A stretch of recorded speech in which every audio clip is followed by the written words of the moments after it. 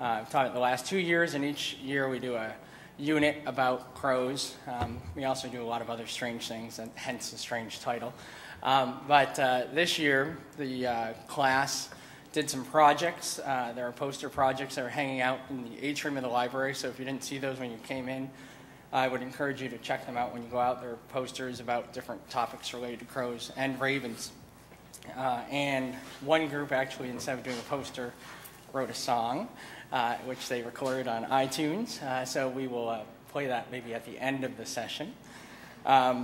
So you can stick around for a kind of multimedia event. So I don't want to say any more about that. If you're interested to hear more about the class, I would be happy to talk about it afterwards. So our guests tonight are Kevin McGowan, and I'm going to go in order here. He's from the Cornell Lab of Ornithology. Gordon Eddington and Will Chaplack are representing the city. Rita Sarnicola is from Auburn, and she started a group called Citizens Respectful of Wildlife, CROW, Crow. And Mary Hess from the Department of English at Hobart and William Smith. So they're each going to give a little introduction about themselves. They can say their expertise better than I can. And then we're going to open it up for questions from the audience. So, Kevin? All right. Can I control stuff? Yeah, I think this Okay. Whoa, wow. Sorry about that. A little static electricity there. Hi, I'm Kevin McGowan. I'm going to show a few slides once I figure out how this side wheel on the side. It's going to be tough to see. Oh, okay. All right. What I want to do now is I want to tell me and what I've been doing with crows and think the way I do about, which will be apparent in a little bit. I'm going to tell you a little bit of biology about crows. Crows are familiar, but actually people don't know a whole lot about them. So about some of the stuff that we've I've been working on crows at Cornell since 1988, and about the year 2000, my colleague Ann Clark from the university joined me of working with crows in Ithaca, and we've had a large number of students and other associates that have us through the years doing things. And what we do, we could talk for a long time. In fact, I'm not used to speaking only 10 minutes about this. I apologize if I apologize quickly through this stuff. But basically, the main thing you need, our study is we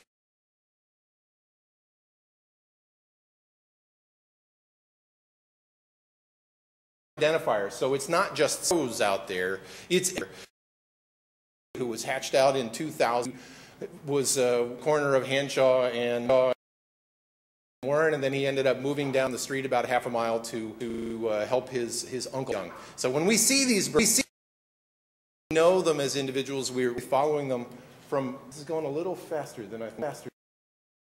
No, wow. So this. Can't get that slide. Well, here we go. The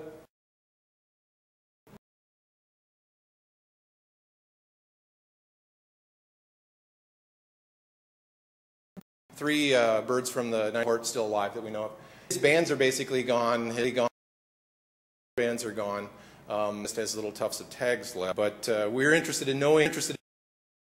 Again, life to death of these guys. Using radio transmitters, another slide that seems to be skipping too. Tags allow us to see the birds when they're at great distances, and when the foraging flocks, sometimes pre-roost gatherings and things like that. Tell who somebody is from a half a mile away. Using radio transmitters to do so, we know exactly where birds are, or things like that. This is a shot this is my picture of a bird at night. This is an image. Of a crow. This is a guy sleeping and able to find birds at night where they're going. So, what the crows are? The crows are family oriented. The basic unit of system in the area is a family, a breeding pair with young that stay with an extended period. They have a permanent territory. The breeders around here, around the country, are on their territory at least every single day a year. Families are at their extended families, then what we call cooperative breeding. That is, they're breeding. not just for a couple of weeks of raised, but for up to 8 years with their parents. And while help the family raise young, can be in a family 12 individuals, 12 adult, 12 raising kids. And we find that about 80% of families have more than just the single that are there. While they're, while they're at home, what they do at home, a lot of interactive things together as a group. They guard each other. Down here.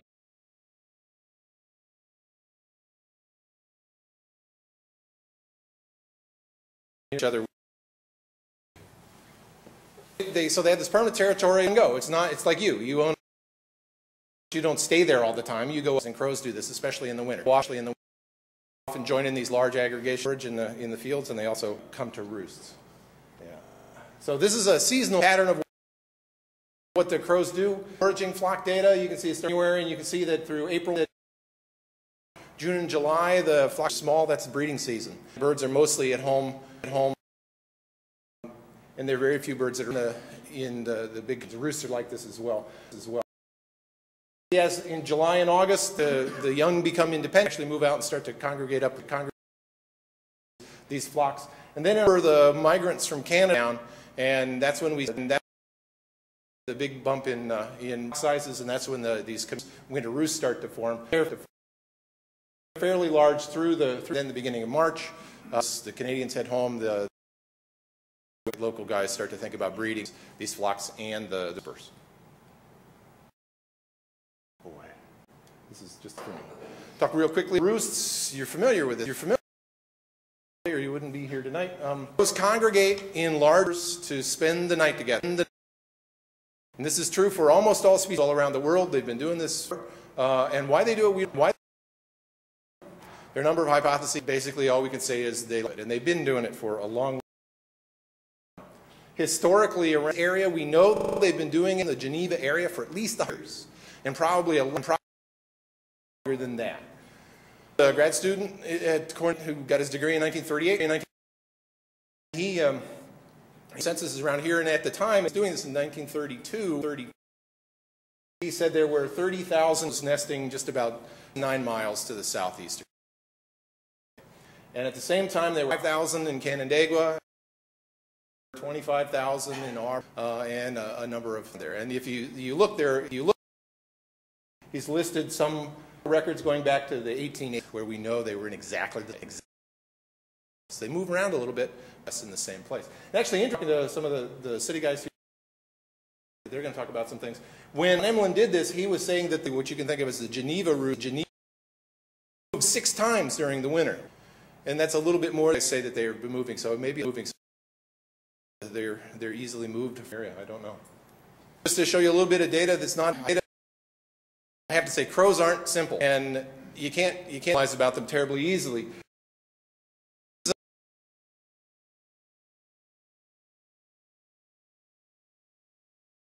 Time they spent at home in a communal roost and in roost. The yellow represents birds in roost, and what you can see is that there's variability amongst individuals. A lot of the birds never went to the roost. Went and tried it, didn't like it, went home, like it.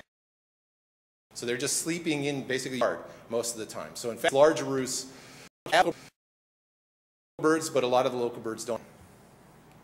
Tell you a little bit about move in the winter. Crows, they're not simple. They don't just go for the winter, right? Like birds do or whatever. Normal birds don't do that. They have a mixed strategy. And what we find with our is that approximately 75 of them are right there, right where they breed, all through the winter.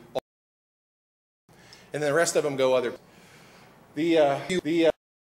Look out at the foraging flocks in the fields. We've done a little bit of marking out there too. What we find is that 2/3 of those anyway are local birds congregating in these areas, and are migrants coming from somewhere.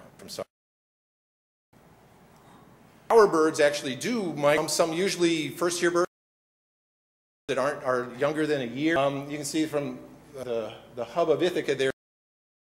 In what's the northeast, southwest migrate for most birds in this part of the world. If you don't do that, you end up migrating out of Nova Scotia into the ocean. Don't do that. So we don't do it anymore. So, but we also crows don't just go south, they go other places. I've had birds turn up here in Auburn. We've had birds in Auburn, we've had Syracuse in the winter, and in Boston, places like that. So it's not quite simple. Now we have birds in the winter that we've caught at foraging around Ithaca.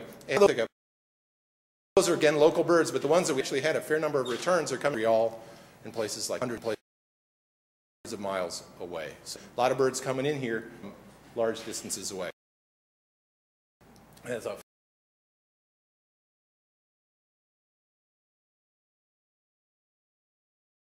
Our Christmas bird count data show crows on Christmas bird counts through, and you can see something happened around. There was an trajectory of crows, and all of a sudden it is not increasing anymore. Guess what that is? West is it exactly? I'm not. West Nile is, everybody's heard something about it. You know, it's a significant human disease, but it's a nasty disease for crows. Really, really bad time, black plague kind of stuff. And you can see that.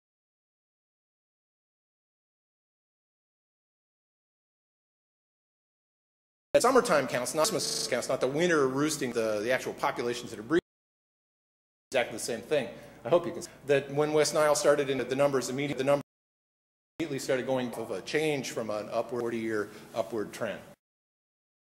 And New York actually is that hard by it. It's a state south and to the west that have significant effects. Here's from Ohio, and you can see you need an arrow here to know exactly when at Ohio. But you can see the highest levels in 40, the lowest levels in a single year. Basically, a 75% loss of out there, and they're still not recovering. And that actually is translated to a national decline. There's this fairly tight association to the line, and then kaboom, a big drop. And that was even before hit all of continental states. So there is a population down from West Nile, and exactly how that's going, we really don't know. So to wrap up real quick, basically these are temporary. If they're bugging you, they're on in a couple of weeks. Everybody gets a little in February, you know. It's like I got rid of them in February, and it's easy. You could make a lot of money if you said, yeah, you know, for a couple $1,000s, I'll get rid of. I guarantee you, within 2 weeks, I'll get rid of it. But you can't do that in October, you know. In October, I guarantee you. February. Crows are coming from a long ways, congregating from hundreds of miles, from other countries, right? This is just a local problem, and anything you do in a local area could have effects a large geographic space internationally. So it's something in mind. Really, these crows come together. It's a big congregation that it's hard to, but it doesn't tell you what's happening. Populations. The populations could be like in Ohio, where they're just down in recording. But yet they would still be coming together, these big congregations, and it would mess, and it would, if you said underneath it, you would still come. But so it's not, that doesn't understand what's happening on a global scale with this particular, and with West Nile virus. And again, just to say that the crows are a mess, and convenience, but they're no real health risk. It's important to keep that in mind. And basically, the crows mean you, they come in peace, and they just trying to live their lives that they know that unfortunately conflicts with us. So if you want to know a little bit more, I have a website you can go to look up a little bit more information. Thank you for your attention.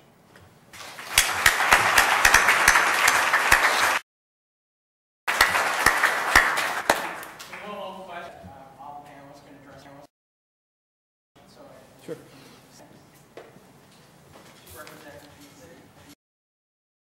Good evening. My name is Gordon. I'm Director of Engineering and Public Works for Geneva, and I have with me Sergeant Officer for the City of Geneva, and the actual gentleman that, as I get into a little, we do with the crows, will person that's out there that's actually making our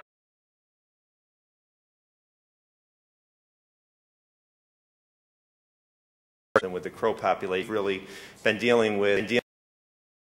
For the past 10 years, kept escalating and escalating, and I think those of you that are local, track of it, Auburn really national known for the they had and how they went about them. You know, had crow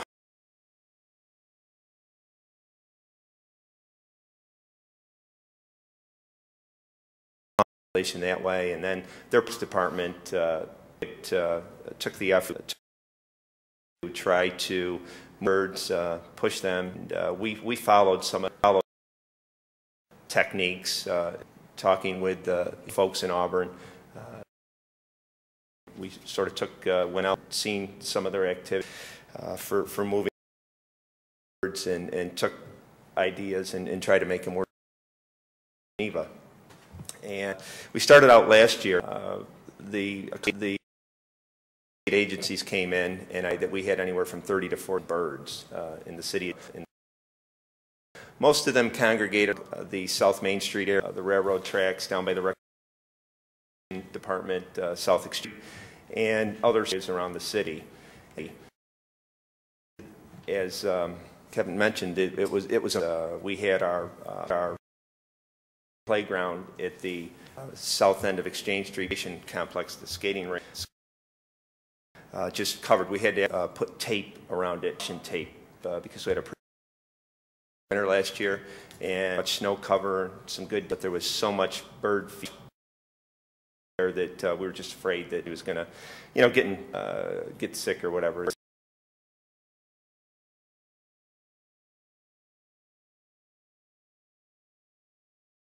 Tried it last year.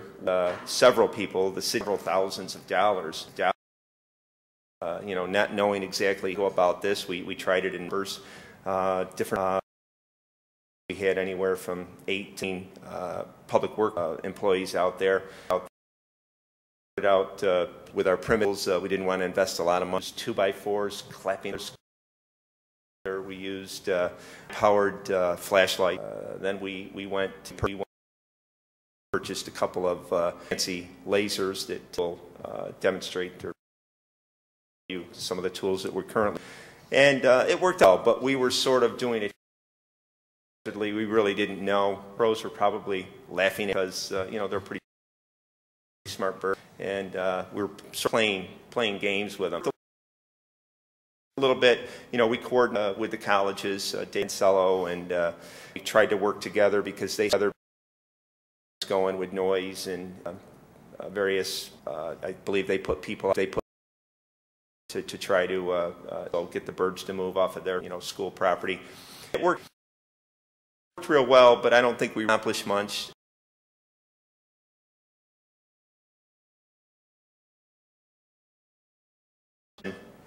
That we started this effort in late December, early January. By that time, comfortable where they were staying in those areas, so it was real tough to get. They'd move and they'd come. We had crews that were out dark right about 8 o'clock at night, and then we out at like 4 or 5 and use the lights. We didn't use the noise, obviously. We disturbed the the resident, but the bird back there, we were just playing cat and mouse.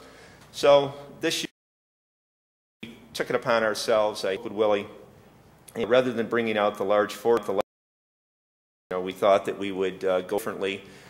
We used a couple of blank guns that shoot high intense. It's louder than a shotgun. They also shoot out a laser type device, the bird or anything, but it's like a real like a Roman candle type device that you shoot up, and it really scares the birds. They don't like those things. And the big point, the City of Geneva made a commitment that we were not birds. We just wanted to move them city limits. We had dozens of hunting came up and offered services. They shoot the birds. They didn't want reimbursement for or their time or whatever. Weren't really interested in that. The city council and city staff made a commitment. They're going to try to get the birds out of the city. Not harm them. They're a beautiful bird. They're a smart bird. That was our effort. This year, with pretty much Will, and helped him a couple of nights, but he did it all himself. Just one. and I'm not going to take what Will is going to say. It's worked out real well for. We started early October. As soon as October first started to congregate toward the lakefront and college area, we moved.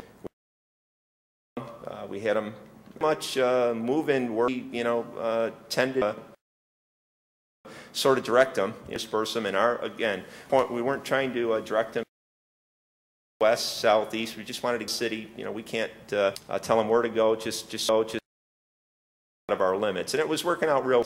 Some of the things that we found that distress to our residents through announcements and articles in the news. A lot of people leave their trash out, and those birds are smart. They know they'll peck that bag and get into that trash and spread the place, and then that just brings more. We found this along Hamilton, along the restaurants, coffee shops, and whatever. They'd open their dumpsters, and the birds would be all birds. So we went there, and we asked them to please be a little careful, dump, close, get rid of the trash, or the dumpsters are overloaded. We're starting to do that. Residents, the established businesses, and it seemed to work to help. And those efforts that we asked for cooperation of the residents and the business and the good. Obviously, they didn't want the birds and and the droppings and whatever that they leave there. So I think that has pretty much got a good hit. We've reduced our overdraft to nothing, as I said, but he pretty much goes out at when he evening, not every, and I'm at a point that about 3 weeks ago, I'll tell you the story. We had him per the city limits. There were small groups in various areas throughout the city, but no large congregations roosting period of time. So keep up those efforts. Again, they're leaving shortly, so I'd take that bet that we know that March the birds are going to be gone. We'll be right back over to greet them again and along. So I'll turn it over to talk about some actual doings he did that actually all happened for us. Thank you. Hello, everybody.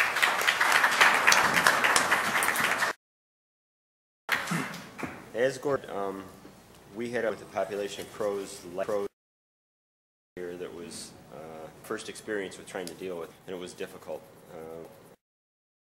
Up chasing them around a lot, and after that, Gordon and I find the information that we could about, and that's where we came. And that we will hit them early, try and push them along. It pretty much worked. Pretty much like Gordy said. But what I did is I kind of a small area this time. I started out along front where they initially launched again this year. In a very small confined area, I used the pyrotechnic and the laser to from that area. Slowly over time, expanded the area. I didn't them in any one direction, like was said earlier, but I simply expanded a small area into an area and a larger area until I got limits, and it worked for them. The crows would be very interesting because they're smart and intelligent, and was very happy with the results that I would. And since there are people pushing them at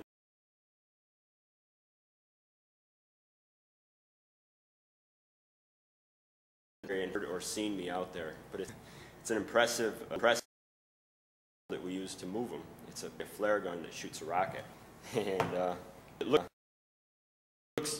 very small. So there's two different rockets. They make a big noise, and we also have that they really don't like.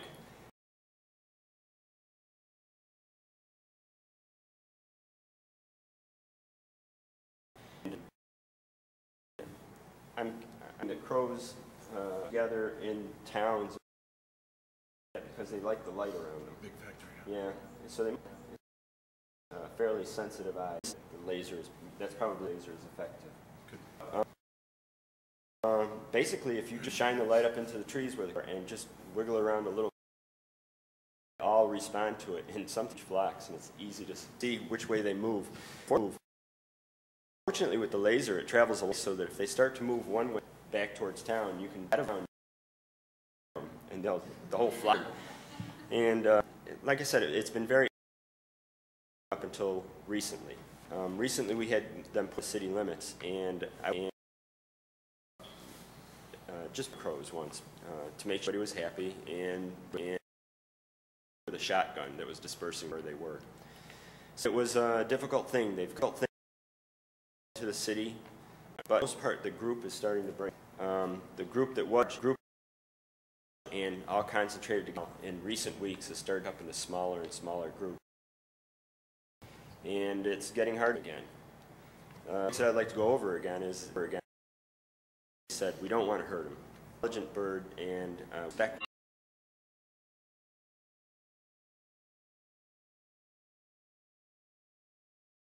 They can go and then make something.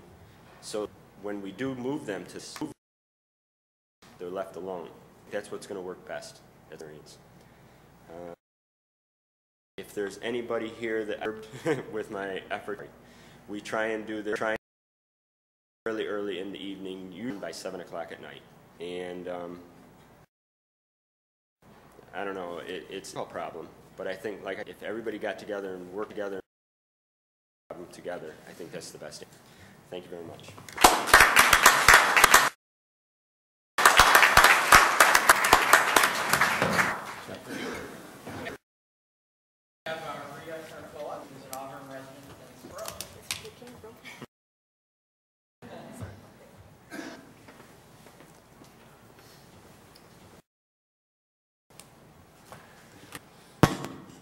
I guess I'm going to have an entirely and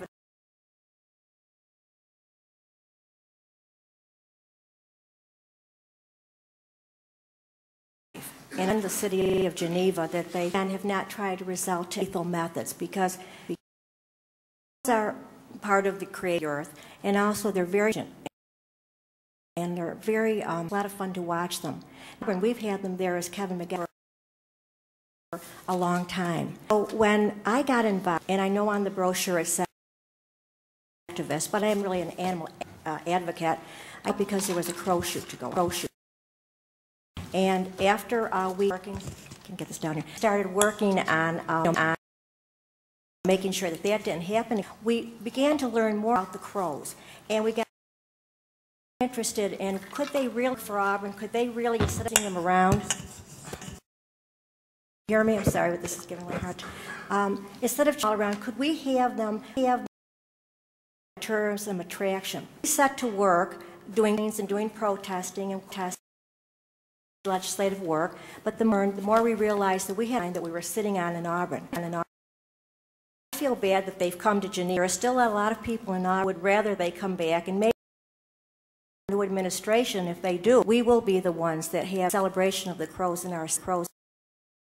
Now, crows, which I think Professor is going to start, lends itself very well to cultural things that you could present crows.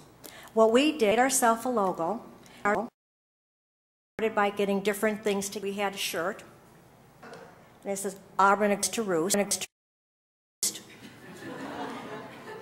And we invited people about crows, whether it was fiction or to come. We had book signing. We had a crow myth writing. We wanted to find out from why do you think the crow? Could we make up a story? They had a lot of wonderful entries. We hoped that one year we could do a dinner theater.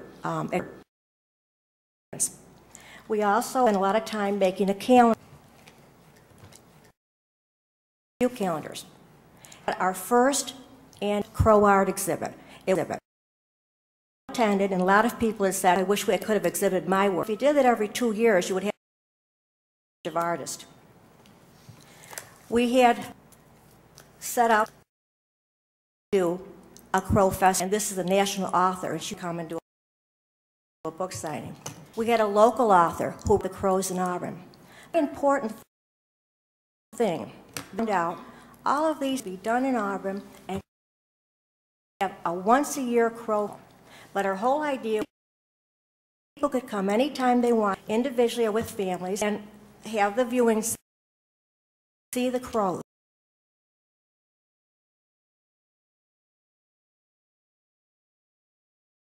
Crows. I know that people have talked, you know, chasing them around. Let me tell you about our experience when we did that. We had a mayor that I don't sympathetic to him, and we are the crow droppings. We got a proposal to our and said that we could the droppings. It does snow, you know, by November.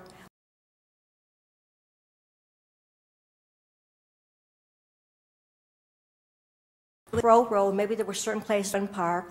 We worked with car wash people. They thought it was more business.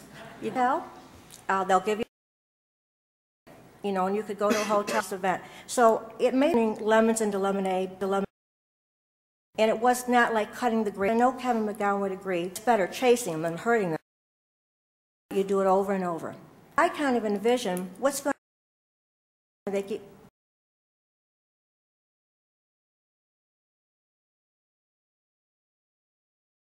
People could come and enjoy them. That would be the ideal thing. Make thing. When you're downtown, and we were out in Auburn, so I again hope to have an opportunity. But it was Geneva, ladies and gentlemen. You could have galore. Montgomery from the National Public said that of all her trail world, she thought this was phenomenal. Excuse me. And Misty from the Audubon Society. Why don't you people out there do about this? And I said, of course, he passed away unfortunately in an accident, but he was the head of society. So thinking to myself, yeah, I can understand a little bit of crow drop, but you really, really have here for the city that embraces. And I think if we give our crows time to sleep at night in their city, or we give to them, then they'll think they're going to bring in visitors, lots of tourists. Now we a video, and it to cover all this, and it shows the crow if you'd like to see it in Auburn. In Auburn, if wants to stay after, I'd be glad to do them and show them some of the things. But as I said, we put a lot into that, and it's just waiting. And I think it's the approach to it in Auburn, and that's what we're going to. Thank you.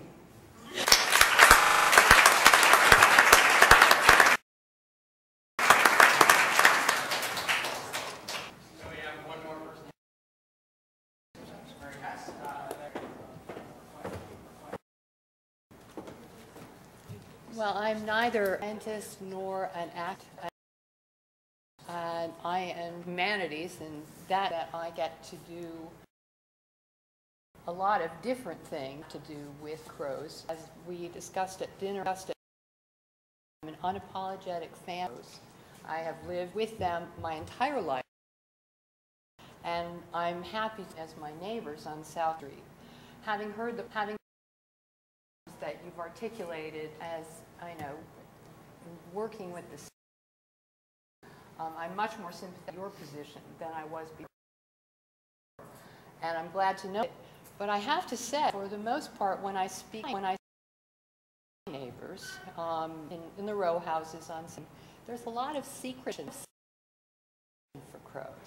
I hear a lot of angst, not really. I did have a conversation with one of my colleagues who's not one of the most gentle people I know. And when I heard crow, his face immediately, he became very, he said, I hate them.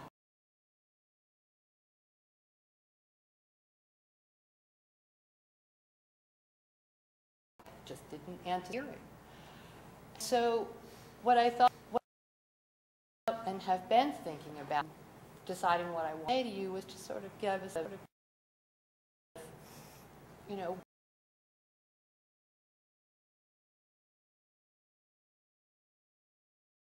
and praise the late, great Rodney Dangerfield, get no respect. Did a little bit of looking in some of the specific texts. Again, I'm not a scientist. When I do work in language, and when you see the words crow together, you're not giving what is a noble bird its due respect. That's not true. Native tradition. Now, I myself am a Mohawk, and I teach an American history class, a first-year seminar in Native tradition, in particular about Geneva. And it's always a tough sell with students to make them understand that for Native people, all animals have qualities, attributes that we want to, and that it's important, the idea of a totemic animal. For example, one student last year despised girls, and all semester long we had to work on the idea of all the good qualities that squirrels. But crows are harder, perhaps, to pursue of their good qualities. So I thought maybe I would give you a sense that someone far wiser than myself would have to say. Peter Jemison, the Seneca Nation, in a wonderful book, which is an assembly with from the Haudenosaunee and Task Force, Words That For All Else, a book I wrote to you. He said, we put our minds there as one and thank the birds who move and fly over our heads. The Creator gave them beautiful beauty. Each day they rest to enjoy and appreciate life. The eagle was an eagle to be their leader. All the birds, from the least to the largest, send our joyful greeting thanks. And he goes on to talk about various and their different aspects, and he really doesn't have too much to say specific about crows in this one. Talks about how habitual visitors to the hilltop, and I think he means a gun, occasional chickadee checking the litter near the house. He, however, has some unkind words. Starlings, and grown up hearing people about starlings forever. He says, theirs is not as I long to hear. And as you know, starlings introduced to America, some misguided idea of bringing all the birds mentioned in Shakespeare into the park. And, well, isn't such a good idea. Yeah. There are so many traditions that speak of the crow and great appreciation. In China, even finding a crow is considered good luck, which I was surprised to find. They totemic animal people. They considered messengers from the world. When I'm a crow and I am perhaps by something, it's a point of attention for me to think about what I should be thinking. And this book, which is another book, a little cheap, but a book nonetheless, speak by Ted Andrews. He has a section on crow lore, real, plenty of it. He says, my grandmother once told me that the crow is the smartest of all birds. What's more, it was the smartest of and enjoyed it to the fullest. In fact, it was so smart that it chose to stay rather than move on to other area of evolution. It has a unique to outwit most birds and even humans at times, and they make for them a wonderful living. Can be thought of as another bee who felt it was better to rule well than to serve and to serve. Crows seem to have it well. Crows intrigue us and aggravate us. They are other family members. They have a great mysticism and mythology about them. There are actually 5 species of crow, one of which is raven. Because they are of the same family, the only real difference being in size is beneficial for those with as a totem to also qualities and mystical aspects of the raven. Now, to decide, I once had a very difficult student, brilliant, utterly brilliant, and having a very tough time trying to reach him. And one day, by happenstance, I was looking out the window, and I'm looking out the window, and they're waving, and our eyes, and I spoke to him afterwards, and I said, "Wasn't that a beautiful bird?" He said, "Oh yeah." And from that, a relationship that much better had ever any reason back. So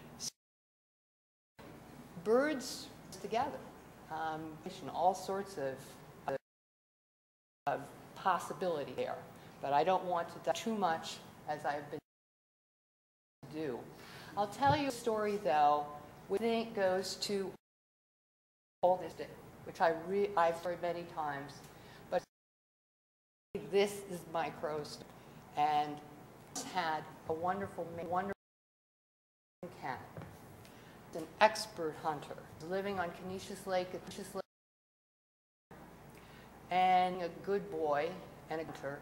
He wanted to please person, me, and one day he was in the yard where he wasn't supposed to,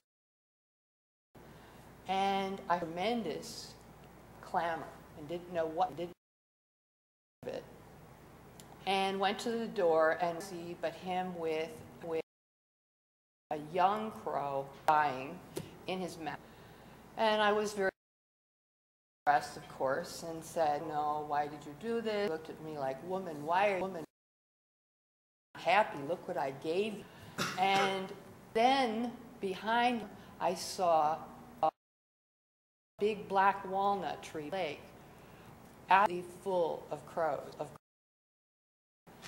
And the clamor was so loud and so distant that I had to go into the house and bring him inside, take the bird over to the tree.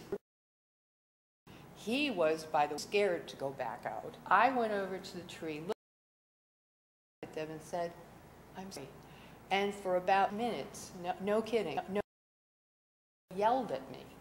And when I moved away, they came down to where the body of the crow was. It was a really privilege for me, and I've never forgotten it. Just the weekend, however, just so you don't think I'm getting all think I'm and spiritual, I happened to be in my other role, film historian, and I just happened to cross the birds, which was 11 years old, scared out of me, so to speak. And I thought to myself, this is what Mo are thinking about. Many of you have seen the film, but it's utterly terrifying. So the popular image of crows is one that's tremendously confusing. And you know, I really appreciate what you're trying to do because crows.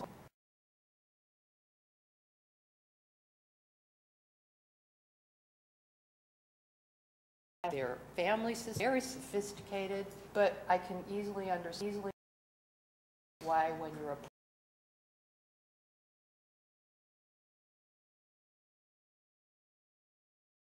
and last but not on my way in, I ran into my colleague Laura Yassard. I love to pull her in here. She has a wealth of lore.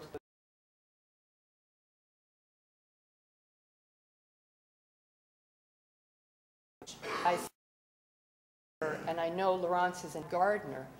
I said, "How do you feel about crows?" And I say, "Live, let live," which is where I would like to lead. I am glad for your attention. Thank you very much for coming out.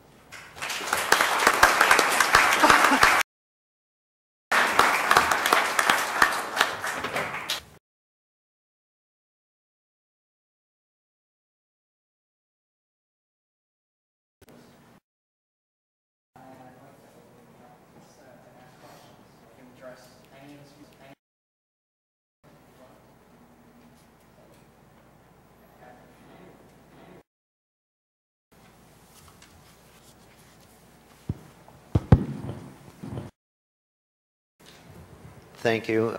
That was great patience by everybody.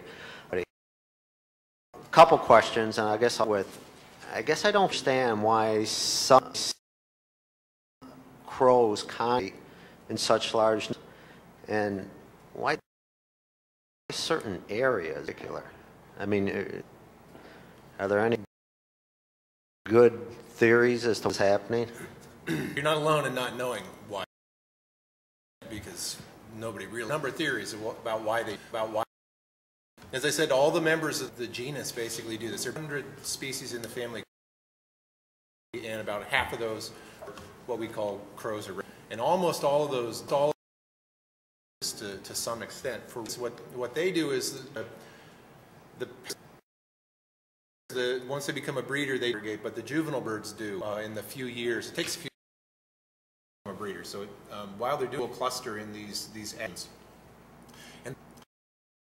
and to serve something in food finding and sharing. It doesn't have to be and necessarily tell each other something. It happens that if they hang out, they find out what the other guy.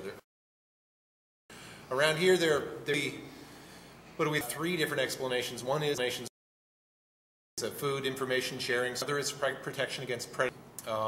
Crows are to attacks from great horns. Their biggest predator. Next to people, owls are the things that the most crows, and by itself is rather vulnerable. They don't at night, and then they can harass an owl to go away. So there's some protection in numbers. Clearly, also, if you ever go out and walk, there's a lot of social going on there, and what that's all about, we know. I suspect some birds are actually using these things to prospect for crows. They're at least males. It's usually not till they're 5, and a lot.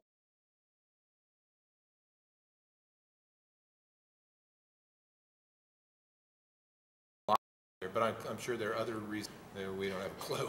I mean, usually, all right, they're out there for survival, and aggregation seem to be that great of a survival. In that, how do you? It seems like it would be easier.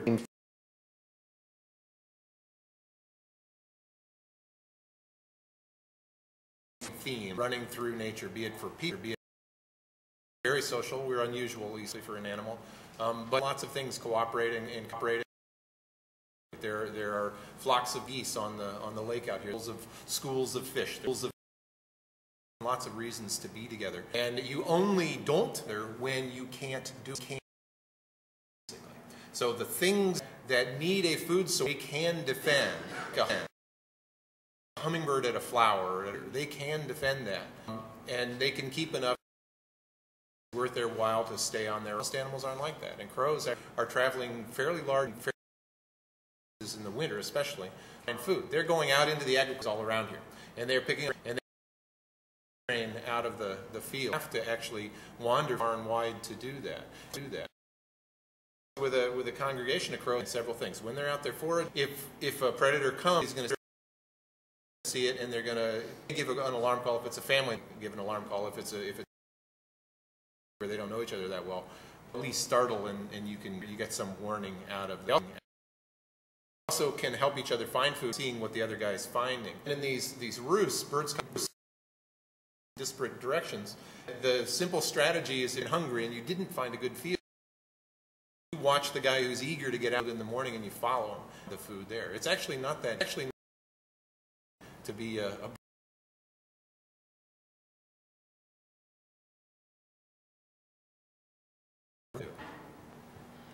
Thank you.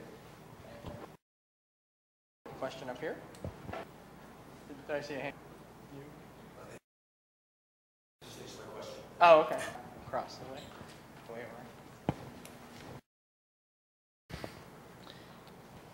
As far as the route, what them to an area is the foraging, the local foraging that brings them. They just kind of roost wherever, or are they attracted to a place that provides a roost for certain birds, and then they just kind of go about their business and try to find enough forage? Well, actually, both apply, except it's scales. So why this area, Warren, Canandaigua, Geneva for crow roost. That's on a large scale. The crows are coming here because of the landscape and the agricultural fields where they can forage sufficient food to feed them. On a micro scale, like scale, town or sitting in that block has nothing to do with it. They're done for it. They're foraging out in the getting most of all the food that they need, are moving into here. What they like as a sleep exactly what it is that at any particular location. Difficult to say. We know they like trees, fairly decent trees. In small, these big urban things that are sitting out on deciduous trees, those deciduous Christmas tree ornaments, ugly Christmas, but like that. Usually they to a conifer and they hide, completely hidden. We don't have one big. We have about 5 or 6 that are scattered around. And typically the crows go seen a flock or a cloud of 200 disappear into a big like that, and you wouldn't even know. So those are, they're those kind of things. But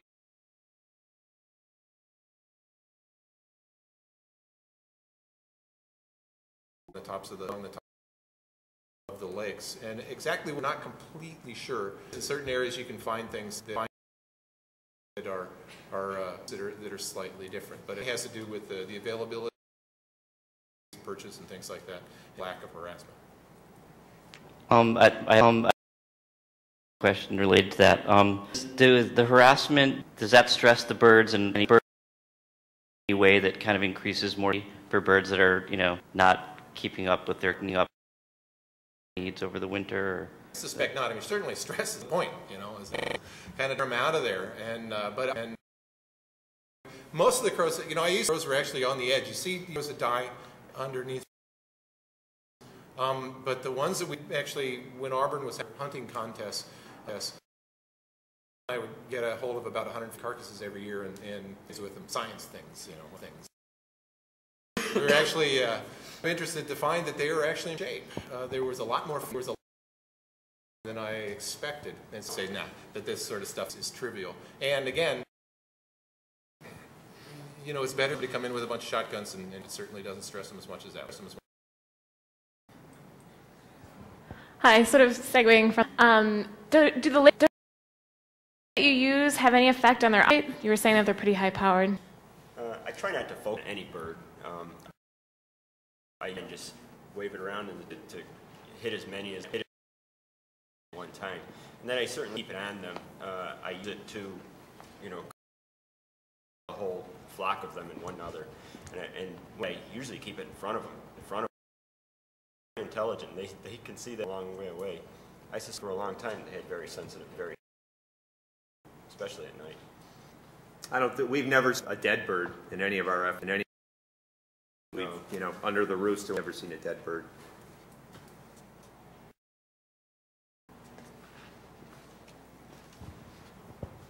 I was curious during the breeding season the size territory of a family, a pair of crows.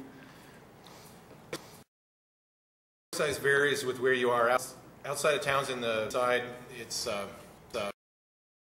I actually, since I can't quote numbers terribly well, it's bigger out of town, and in town it's the size of a good like a New York City block. So we're talking about 14 acres town, something like that, and maybe to 120 outside of town, something like that. So if I think about a typical it's not a mile. So within a given mile on a country road, you could have 2 territories. Are they territorial? So they're territorial. Other crows from their territorial, and if you watch a month or so, you'll see coming to a peak. They actually defend it all winter long, but they're a bit more forgiving winter. And in the summer, especially when it's starting to get into breeding season, see knockdown, drag-out fights where encroached on the territory. Actually, if they can hold them down, they'll kill them.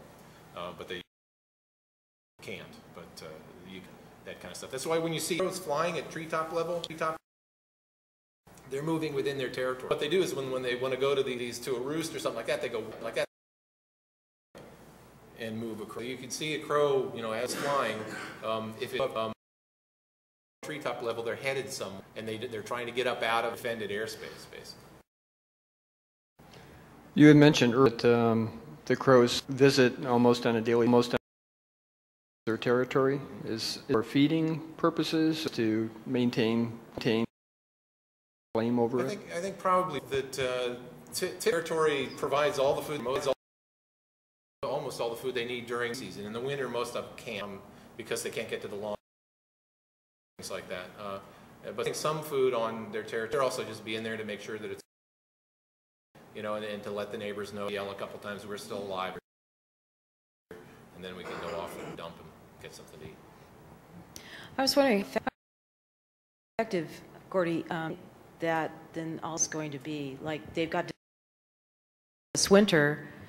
Well, I don't know. Maybe Kevin can too, because are they back next year? I mean, they will be, I assume. And so this will just thing that has to be maintained. I think so. I think we probably had the same numbers we had last year, this year. It's just that seem to have had better luck this year. So early, I don't think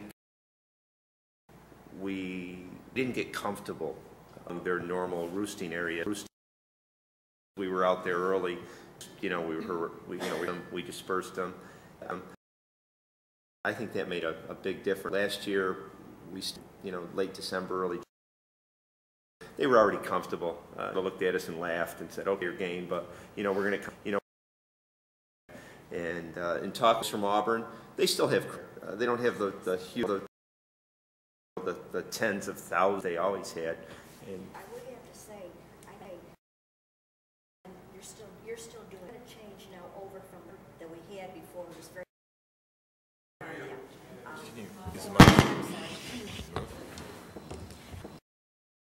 When we had the just left office, okay, we have it, okay.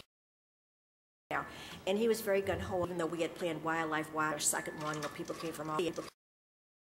But what I'm getting to is, if they are continuing, right, racing right up in these months too, to my knowledge, Captain Auburn, when he left November, or shortly after.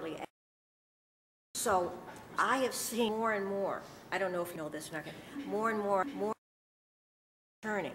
And they did try to come back and because we were looking and watching.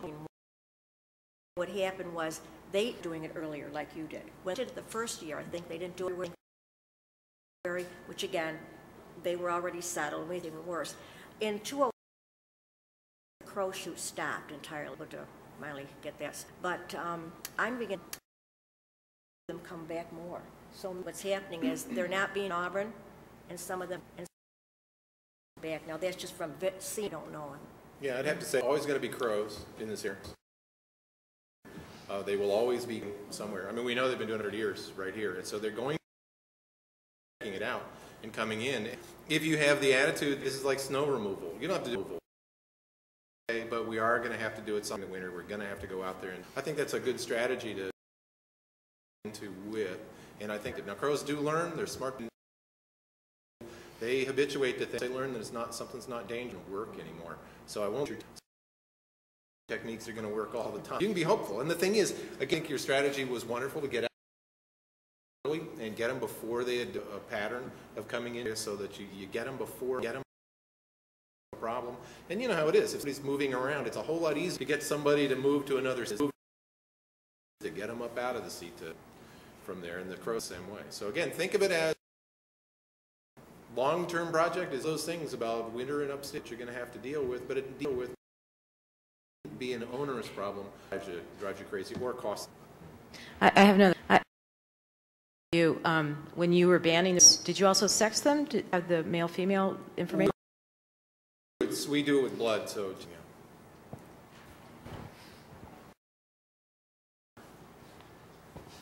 Do these crow roosts all across the United States, or all across North America, east to west?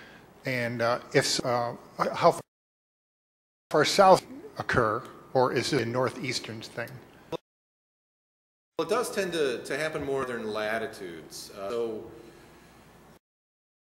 in the prairie provinces in Canada and Quebec and that kind of thing, they get out of there in the winter, and they're any crows up there. And down, we know from old studies, 40s of birds from those guys go into these monsters in Nebraska area. The largest counted there was 2 million crows. That's what was, crows. So those, the whole migratory pathways on into that kind of thing, and they kind of here. But when I think about it, when I was in Florida, we had crows than American crows, and they big winter roosts, and the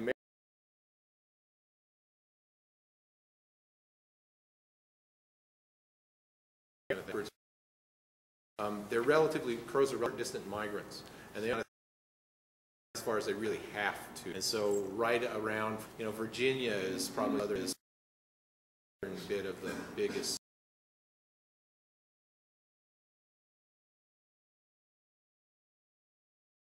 I know all the ones that the Rockies that go down into I know there are a few roosts in Texas and I don't know about the.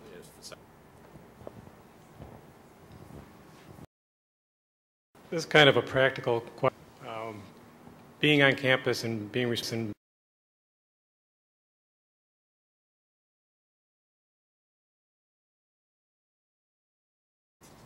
why are you moving the crows? Number one, complaints have you gotten about crows?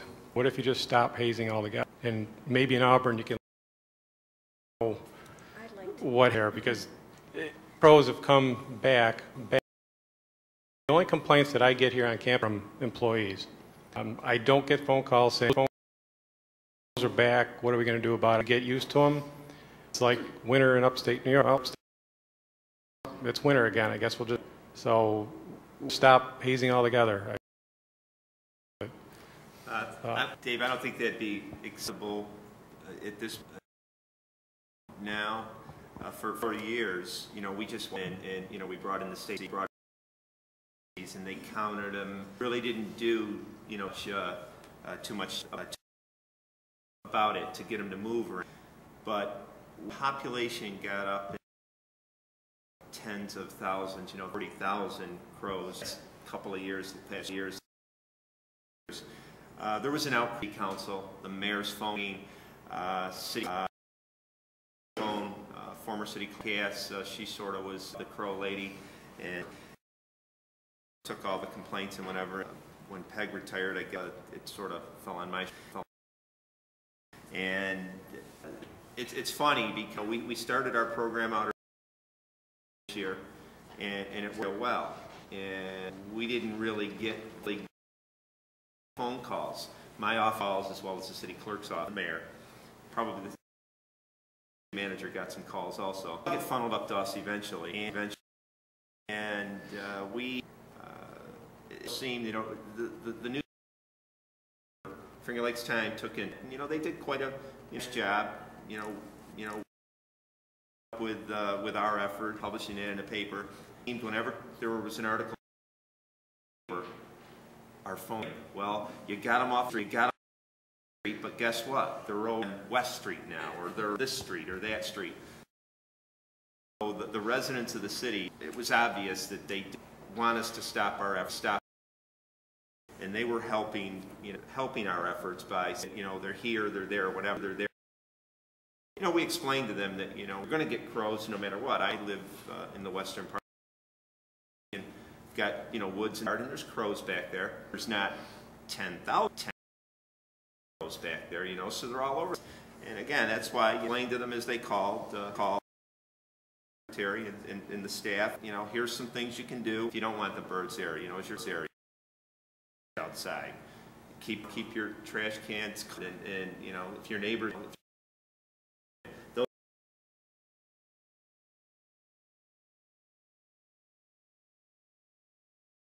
Short of your question is they want us to birds. I get something, if I may, to that.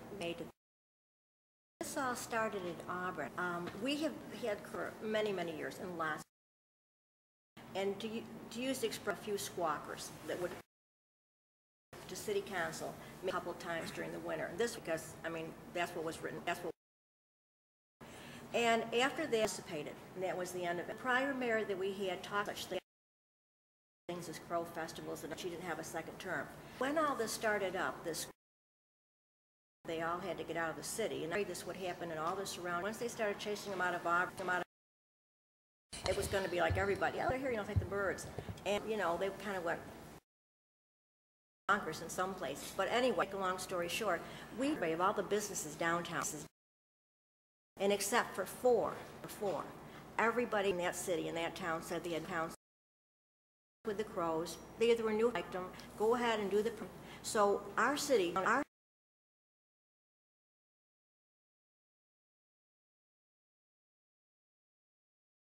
it was personal, just made by a few. This and then one thing escalated. If we were to go back now, I think the survey would remain the same. People in our favor, and they said, "Go ahead, if a business, do it." So I get really. I'm not saying Geneva City, but in our city, it wasn't this mass hysteria. Newspapers, try to time. I think you bring up, and I'd like to say that in a city you have practical needs. A lot of people, and there are always going to be people that do something in a minority that can perhaps drive city policy, and that's legitimate. That's a legitimate thing.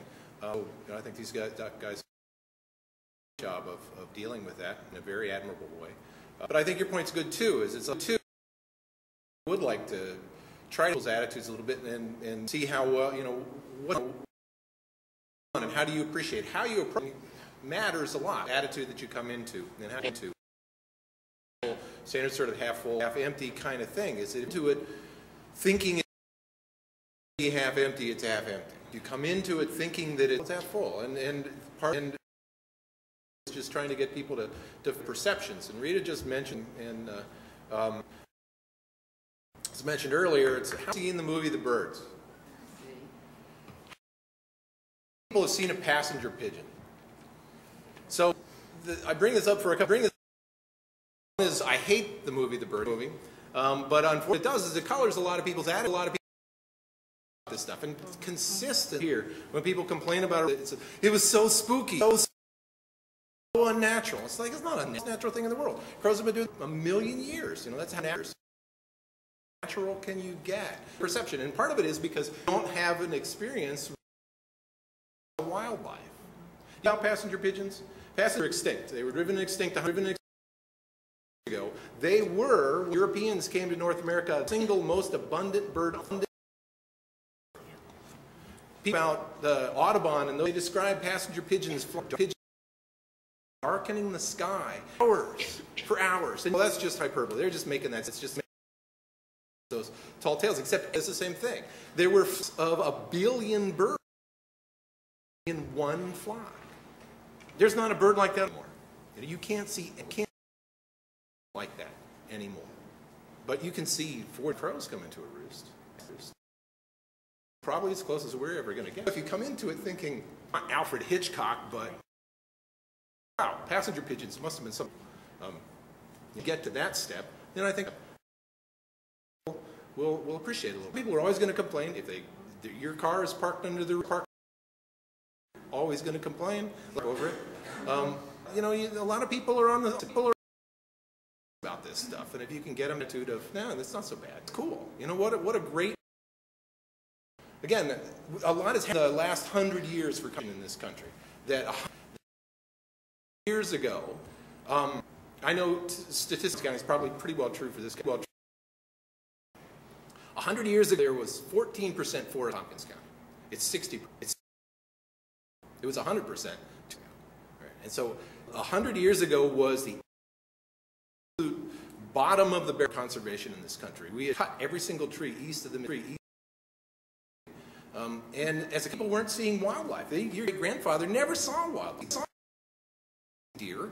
He didn't have deer plants in his yard. He didn't have ones running through the yard. He didn't see crows coming in there that way. So I'm happy about this. Passenger pigeon, and we've lost Carolyn, and we've a couple of things. But by you on a everyday basis, you're seeing a lot. Wildlife than anybody has for 100 in this part of the country. And I think, and inevitably, we're going to problems. It's just like having neighbors, there are problems, but it's still good to me. If I could add something said, Hitchcock made a brilliant there, but what he was really, as usual, was for people as old. And so it's an apocalyptic fable. The bird ticked off. That's they're attacking. And it's explicitly apocalyptic. So we're just the instrument. And it's in many fairly statement, considering we're talking the early 60s. When I saw just having taught a first called Imagining the End, I thought, why didn't I do this? But again, there are plenty of those, enough of those sorts of those to go around. Another I could have mentioned and didn't was Ted Hughes, who was the Sylvia Plath, who's better in most minds. And he went to school in the 70s, probably reading the Bell Jar or reading some of Sylvia Plath's poetry, and we were all told, bad Ted Hughes, Sylvia Plath. Well, I've now returned to Crow. It's an extraordinary book, but it's all the same vein of Crow has a tough life, and the creator, gave the Crow a tough experience, and so it's a fascinating story. It just keeps playing itself out. It's because they are complex and they're so darn smart, and we admire them. I think it's as simple as that. By the way, if you want to see a pageant, there's one outside my office. It's not alive anymore. All right. For Auburn, New York, and migratory crow population comes, they go out in the agricultural fields to feed. What would happen? Like during the winter months, those fields were in a lot of snow. It's harder for the crow at that point. Crows, being a bird in the winter and upstate is not that easy as you might. I mean, there aren't. That's why everybody goes to America and that kind of stuff, because it's hard to do. But they still figure out a way, and it depends. You can see what happens. It gets very. And there's a huge snow cover because can't really break through a lot. They do in fact go to the corn row too much, and you can see them digging in the snow at the things. They just try to move and find things, and too much snow for too long a period of time. So that's what these short distances typically do, is they move. They only go as far as they have to. They have to keep going farther. But around here, there usually seem spots with a lot of one of the things that they farmers spreading manure on fields, and so they'll hit those spreads where, especially if it's a horse farm, it's even better than a dairy farm because horses don't digest. And so there's all this stuff left. So they're adaptable. They're pretty good at trying to find dumpster, and a lot of what they can pick up in the farm fields is what they're going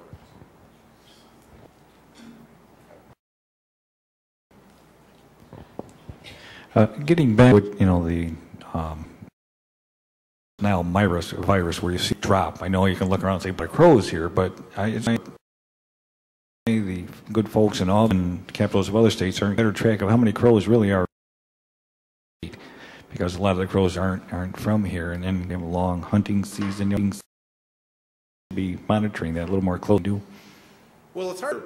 Populations of animals do that very well, and they spend a lot trying to figure out deer and that people are interested in, and populations of stuff that actually look like they're going down, and actually have been in contact with the guys over there in the DC for years. In fact, I got the hunting season a couple of weeks a few years ago. They are paying attention. They are actually about this kind of stuff, but they haven't seen the indicators yet that we've got to be doing something. Guys in Ohio, and that they ought to be paying more to it. Here, we're actually see from the west the effects of west from northern Pennsylvania or southern New York northward. Not much of an effect. From that distance south to the middle latitudes, north to Indiana, Georgia, and into the mid, huge effect. And so those got to be thinking about, yeah, to drop the season, at least put a bag limit or something. Right now we're doing okay, and we follow the numbers. And so, again, the guys I know in Albany in the DEC, we had a huge drop like I showed for that Ohio thing, all over that. And they necessarily have reacted way to change things, but there would have been some meetings. I wrote a few meetings about of crows, and they would have been into it a little bit harder. Just to follow up on what he said, if you see a dead crow, you should about it. How do you dispose of it? There's no concern of the west risk? There isn't